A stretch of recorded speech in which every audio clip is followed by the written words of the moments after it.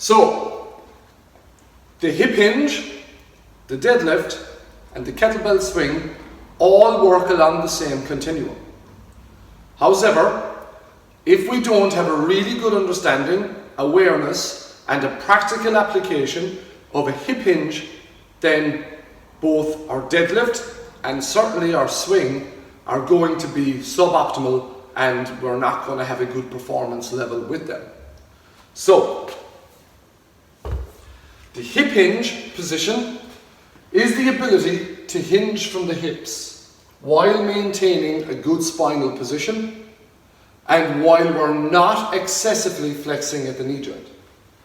So, the coaching cue for this is, first of all, we can use a wall as a constraint to help give the athlete or the client that feedback to where they are in space. So from here, you can step maybe at the start 6 to 8 inches out from the wall, chin up, chest up, head up, abs nice and tight. All we want to do is lean back, touch the bum off the wall, and come forward. From there, we progress the movement by stepping slightly forward, and that's going to give us a deeper hip hinge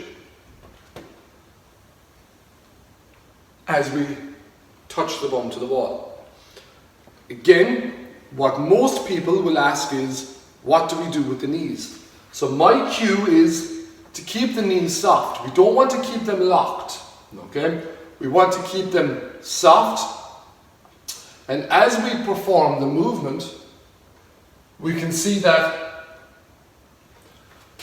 shin angle isn't excessively changing, and we're getting a slight amount of flexion at the knee joint relative to the hip. And we come back up again. Once we have that position honed in, and again, it's a skill, and what we'll find is people who are really immobile and really tight through the hamstrings or the upper back or even the lower back, they're going to find that performing that movement is quite difficult. And another way to help them with that is actually ask them to put their hands on their pockets, chin up, chest up, head up, and just drive their bum back until they get their palms to their knees. From there, they come back up again, hands to pockets, hands to knees. Palms to pockets, palms to knees. Palms to pockets, palms to knees. Then, palms to pockets, palms slightly below knees. Palms to pockets, palms to mid-shin. And eventually, they will ingrain that pattern so that they will actually know what the hip hinge looks like.